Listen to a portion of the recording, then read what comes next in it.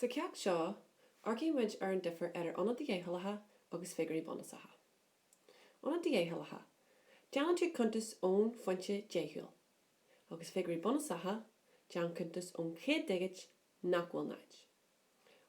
In anna dheachúlacha, is sin líng na digití inné an punk. Agus figurí bunu sacha, is féidir leis sin a bheith ribh nó inné an punk, agus ní ga punk fi a bheith an. Arcar an sampla. Seo dheachúil. Tá punk dheachúil an. Ga anna dheachúil. Tá muid gáil arc na figur inné an punk dheachúil. Sin an cúig agus an cahar seo. So bhhail linn ever a bhfuil ga digit an inné an punk. Ma chuirmuid lína inné an darna cean. Arca muid ar cean an inné. Ma tá sin cúig nó níos airde, ardaíonn tú an ever riva. Ní ardaíonn tú ach an igur dearnach atá dhíthart. Cahar punca cúig mar sinda an ever seo scrífa ceart go dtí ga anad dheachúil. Cean dó é dhéanamid figurí bunu sacha mar sinda, go dtí differ? Well, go dtí ga figur bunu sach, tosíonn tú cuntas ón chéad digit nach bhfuil ina naid. Is é sin in san cá seo ná an cahar. Is é an darna figur bunu sach ná an cé cean an inné sin ná an punca cúig. Mar sinda, chuirmuid lína inné an darna cean, arcar an figur an inné, níl sin cúig nó níos airde, mar sinda ní athraíonn sin an cúig, agus is é go dtí ga an ever seo go dtí ga figur bunu sach ná cahar punca cúig. Leis tuair faoi deara, ní chuir muid náideanna isteach an áit na hebhratha eile inné an cúig. Mar níl rudidir bíd dhíthúirín le luach an ever seo a cinneal, mar hampla de cahar punca cúig congrach golóir de cahar punca cúig cahar 8 3 6. Ma chuir muid náideanna ag an dearú mar seo, níl tú ag athrú an luach. Is an cahar punca cúig náid, agus cahar punca cúig. Is an iad, mar sin de níl na náideanna seo de dhí le luach an ever seo cinneal. Seo mancóg a bhí codhmhór agah ag deanú a bhar obair balla. Bhí sé bh chur náideanna isteach nach ró de dhí do figurí bunu sacha. So ná bhíag deanú sin leabhar dal. Má go leor? Ok. Curthaímuid an sampla sin ar lá taobh, agus arcímuid ar sampla eile. Leis, náid punca náid cúig 3 6 2 4. Seo ever atá níos lú na haon, mar tosíonn sé le náid punk. Go dtí 3 anna dheachúil, picamid na 3 digit inné an punk, so an náid, an cúig agus an 3 sa cá seo. Caithimid scríomh náid punk, mar te luach an ever seo cinneal. So chur lína inné an 3 cean, ardaíonn an 6 an 3 go dtí a cahar. So náid punca náid, cúig a cahar. So seo 3 figur inné an punk, agus ní athraíonn tú rudidir bí ribh an punk. Má go leor? So 3 figur bunu sach go dtí an differ. Well, arís tosíonn tú a cuntas ón chéad digit nach bhfuil naid. So níl an náid punca náid ag an tús, níl siad ina figurí bunu sacha. A caithimid iad a scríomh, mar cineann sin luach an ever ceart. So náid punca náid, an sin na 3 figur in dhé sin na cúig 3 6. So sin ar 3 figur bunu sach an sin. Ní gad it náid a chur isteach an áit an dá agus an cahar. So arc ar in éon 3 cean tá dá agin, ní ardaíonn an dá an ever riva, mar tá sé níos lú na cúig. So go dtí 3 figur bunu sach, tá náid punca náid cúig 3 6 agin. Má go leor? Tá still an gcuil si bh glans an seo go dtí seo. Curthaímuid an sampla seo ar lá taobh fásta, agus arcímuid ar sampla eile. Leis, is ever mór é seo? Is slán ever é. Cilíonn sin nach bhfuil punk, nach bhfuil dheachúil ar bé buinte leis. So go dtí dhéanamid ga anna dheachúil níl punk an. Well, is féidir le punk a chur ag Jerry slán ever ar bí.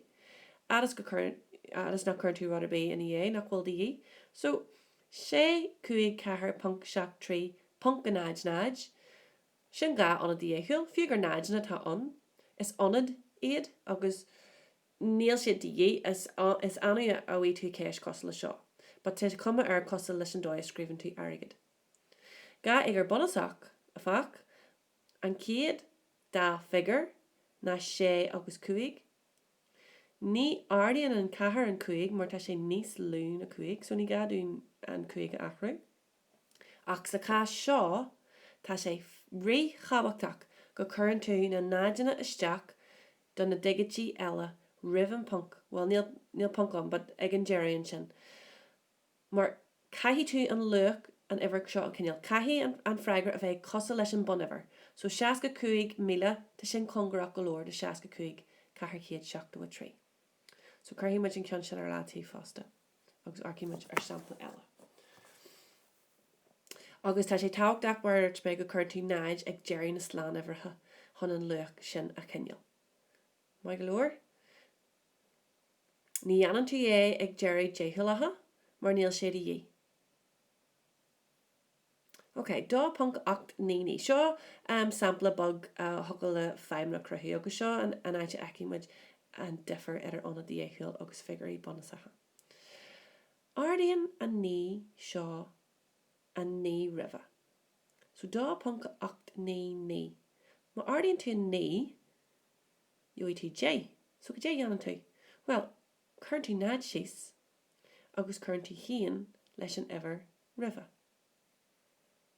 So sé cosa leis an dóid a simíonn tú. Umbríonn tú trasna beldáris. Mai go leor?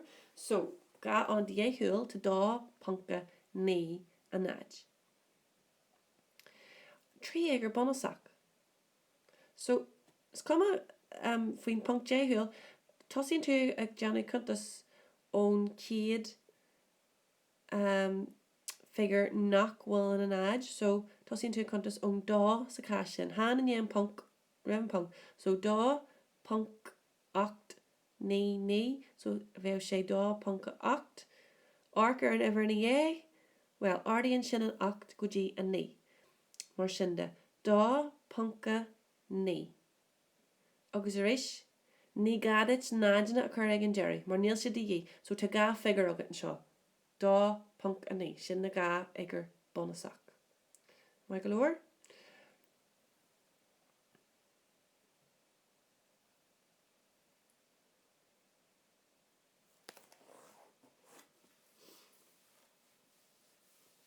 Ok, sampla bhain eile. 3 punca cuaig. Ok, 3 anna dhéisiúil. Sé mar dhéanam muid sin. Níl ach anad a bhain dhéisiúil agin. So go dé dhéanam tú? Well, chuirn tú couple of náid ag an Jerry. Fiú nach neanann sé aon differ de luach an ever, caihí muid iad a chur isteach, mar bhhaidlinn trí anad agus níl ach ceanna bhain agin. So sa cha seo, chuirn tú náideanna ag an Jerry, mar tá sé dí sa dóis gháil líon ceart anna dhéisiúil agin. Trí éigear bonasach, aris níl ach gá figur agin an seo. Mar sin de béaring náid a chur ag an Jerry. Agus fiúgadirt mé an tús ná chur náid ag Jerry dhéisiúil le figurí bonasach, sa cá seo caithí tú é a chur, mar níl go leor figurí bonasach agin. So, mar sin de chur náid ag an Jerry nuair tá sé dí an líon ceart figur bonasach nó anna dhéisiúil a bheith agat. So brahan sé ar an ceist, main tú ceist mar sin san scrúdú caihí tú an náid a chur seach an ag Jerry. So, an tíon a chuirn tú náid ag Jerry na má tá sé dí le cinú go bhfuil an líon ceart anna dhéisiúil agat. Agus na figurí bonasacha, an tíon a chuirtear náid ag Jerry dhéisiúil na má tá sé dí le cinú go bhfuil líon ceart na figurí bonasacha agat. Mai go leor? Ok. Tásúil sagam go chodí sin leh agus go bhfuil tuiscint go bag níos fearr a go bhanis ar anna dhéisiúil agus figurí bonasacha agus an differ atá idirthú. Má tá céisir bí eile agat go jagwalum no cur cash sus an Google Classroom. Mar glór am more of Slán.